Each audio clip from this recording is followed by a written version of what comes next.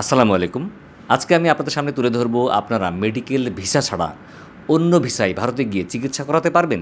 কি কি ধরনের চিকিৎসা নিতে পারবেন, এই চিকিৎসা নেওয়ার নিয়মটা কী, তাছাড়া আপনারা কি ট্যুরিস্ট ভিসায় ভারতে গিয়ে চিকিৎসা নিতে পারবেন, এসব বিষয়ে বিস্তারিত।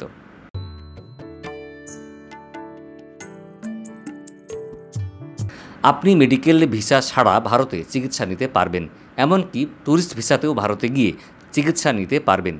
এ বিষয়ে ভারতীয় ভিসা আবেদন কেন্দ্রের নিজস্ব ওয়েবসাইটে একটি বিজ্ঞপ্তি প্রকাশ করা হয়েছে। সেই বিজ্ঞপ্তিতে এ বিষয়ে কী বলা হচ্ছে আগে আমরা সেটা দেখে নেব। এই বিজ্ঞপ্তিটি জারি করা হয়েছিল 2019 সালের অক্টোবর মাসের 15 তারিখে। এখানে বলা হচ্ছে, ভারতীয় হাইকমিশন, ঢাকা, প্রেস নোট। সকলের অবগতির জন্য জানানো যাচ্ছে যে বৈধ ভিসায় ভারতে ভ্রমণকারী কোনো বাংলাদেশি নাগরিক ভারতে থাকাকালীন অসুস্থ হয়ে পড়লে তাকে ভারতীয় হাসপাতালে ভর্তি হওয়ার জন্য তার প্রাথমিক ভিসাকে মেডিকেল ভিসায় রূপান্তর করার প্রয়োজন হবে না। 2 নম্বরে বলছে, কোনো বিদেশি নাগরিক ভারতে প্রবেশের আগে থেকেই আক্রান্ত এমন রোগের অঙ্গ প্রতিস্থাপন ছাড়া ইনডোর মেডিকেল ট্রিটমেন্ট প্রাথমিক ভিসাতেই করতে পারবেন। এই বিজ্ঞপ্তি থেকে দুটি বিষয় স্পষ্ট হলো, এই যে প্রথমত আপনি মেডিকেল ভিসা ছাড়া অন্য কোনো ভিসাতে যদি ভারতে প্রবেশ করেন, প্রবেশ করার পরে কোনো কারণে আপনি অসুস্থ হয়ে গেলেন, হতে পারে আপনার কোনো দুর্ঘটনা ঘটলো, হঠাৎ অসুস্থ হলেন, তখন আপনি ভারতের যে কোনো স্থানে, যে কোনো হাসপাতালে, যে কোনো ডাক্তারের কাছে আপনি চিকিৎসা নিতে পারবেন। এবং সেক্ষেত্রে আপনার এই ভিসাকে আবার মেডিকেল ভিসায় কনভার্ট করারও প্রয়োজন নেই, তার জন্য এফআরওতে আবেদনেরও প্রয়োজন নেই। আপনি খুব স্বাভাবিকভাবেই ওই দেশে চিকিৎসা নিয়ে আবার দেশে ফেরত আসতে পারবেন।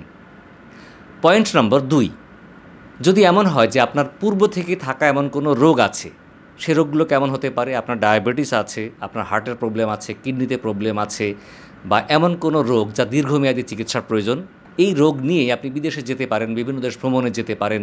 যে রোগগুলো আপনি বয়ে বেড়াচ্ছেন কিন্তু তার জন্য কোনো কাজ থেমে নেই, এমন কোনো রোগ আপনার ছিল, সেই রোগ অবস্থায় আপনি ভারতে গিয়েছেন, গিয়ে এখন চিকিৎসা নেবেন, তাহলে আপনি ভারতে চিকিৎসা নিতে পারবেন, ডাক্তার দেখাতে পারবেন, শুধুমাত্র অঙ্গ প্রতিস্থাপন ছাড়া। অঙ্গ প্রতিস্থাপন কি, যে হয়তো আপনার কিডনি রিপ্লেসমেন্ট করতে হবে, চেঞ্জ করতে হবে, সেটা করতে পারবেন না। বা আপনার চোখ চেঞ্জ করতে হবে, কর্নিয়া চেঞ্জ করতে হবে, বা আপনার হার্টের কোনো রিপ্লেসমেন্ট হতে পারে, এখন কিন্তু হার্টও রিপ্লেসমেন্ট হচ্ছে, বা আপনার লিভার রিপ্লেসমেন্ট হবে, এই জাতীয় যত অঙ্গ প্রতিস্থাপন আছে এইগুলো করাতে পারবেন না। বাকি সকল ধরনের চিকিৎসা আপনি নিতে পারবেন। ফলে আমরা জানলাম মেডিকেল ভিসা ছাড়া অন্য যে কোনো ভিসায় আপনি ভারতে প্রবেশ করে আপনি আপনার যে কোনো রোগের চিকিৎসা করাতে পারবেন, শুধুমাত্র অঙ্গ প্রতিস্থাপন ছাড়া। তবে ভারতের অনেক হাসপাতাল আছে যারা মেডিকেল ভিসা ছাড়া হাসপাতালে ভর্তি নেন না বা চিকিৎসা দেন না। এমনকি অনেক ডাক্তারও আছে যারা আউটডোরে চিকিৎসা দেওয়ার ক্ষেত্রেও আপনার মেডিকেল ভিসা আছে কি না এটা জেনে নেয়। এবং বেশিরভাগ ক্ষেত্রেই বেশিরভাগ হাসপাতাল, ক্লিনিক বা প্রাইভেট চেম্বারগুলো কিন্তু এই ট্যুরিস্ট ভিসায় গেলেন না মেডিকেল ভিসায় গেলেন এগুলো খেয়ালই করে না, কেয়ারই করে না। আপনি ওখানে গেলেই হবে, গেলেই তারা চিকিৎসাটা করায়। বেসিক্যালি আপনার ফলো আপ চিকিৎসা, আপনার আউটডোরে দেখানোর চিকিৎসার ক্ষেত্রে মেডিকেল ভিসার কোনো প্রয়োজন নেই। যদি এমন হয় যে আপনার অপারেশন প্রয়োজন, হাসপাতালে দীর্ঘমেয়াদী থাকতে হবে এমন প্রয়োজন, সেসব ক্ষেত্রে আপনি মেডিকেল ভিসা নিতে পারেন। এবং বাংলাদেশের অনেক নাগরিকও আছেন যারা মেডিকেল ভিসা ছাড়া অন্য ভিসাতে গিয়ে ভারতে চিকিৎসা নিচ্ছেন, ফলো আপ করাচ্ছেন, নিয়মিত চেক আপ করাচ্ছেন, আবার দেশে ফিরে আসছেন, কোনো অসুবিধা হচ্ছে না।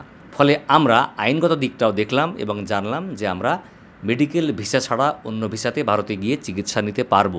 সেক্ষেত্রে বরং সুবিধা যে আপনাকে নির্ধারিত কোনো হাসপাতাল বা নির্ধারিত কোনো ডাক্তারের কাছেই আপনার দেখাতে হবে না, শুধু তার ভরসায় বসে থাকতে হবে না। আপনি যে কোনো ডাক্তার, যে কোনো হাসপাতালে, যে কোনো শহরে গিয়ে চিকিৎসা নিয়ে আবার দেশে আসতে পারবেন। এবং আমি নিজে এরকম করেছি। আমার স্ত্রী একবার ভারতে গিয়ে চিকিৎসা নিয়েছিল এবং 1 মাস সেখানে চিকিৎসাধীন ছিল, এবং সেটা ছিল ট্যুরিস্ট ভিসায়। হাসপাতাল তার অপারেশন করেছিল, তার সকল ট্রিটমেন্ট করেছিল।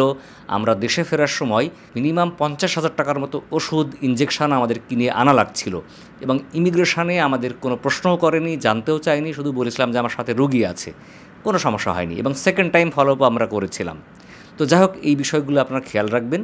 এবং সবার ক্ষেত্রে এই নিয়ম প্রযোজ্য নাও হতে পারে, আমার উদাহরণটাকে আপনারা বড় করে দেখবেন না, তবে খেয়াল রাখবেন সবসময় সর্বদা আইনের প্রতি শ্রদ্ধাশীল হতে। পরিশেষে আমি বলবো যে এখন বাংলাদেশের অনেকেই ভারত বয়কট বা ভারতের চিকিৎসা বয়কটের কথা বলছেন। বা ভারতে তারা চিকিৎসা না করে বিকল্প অনেক দেশে চিকিৎসার ব্যাপারে পরামর্শ দিচ্ছেন। আমি কিন্তু ভারতের দালালিও করি না, ভারত আমাকে এই বিষয়ে কোনো স্পন্সরশিপও করে না। আমি তারপরও কেন এই বিষয়গুলো ভিডিও করি, কারণ এই বিষয়ে আমার অভিজ্ঞতা আছে, আমি অন্যকে জানাতে চাই। আর দেখেন, ভারতে আমাদের যেতে খুব কম খরচ হয়। আমরা চাইলে সড়ক পথে, রেলপথে ভারতে যেতে পারি।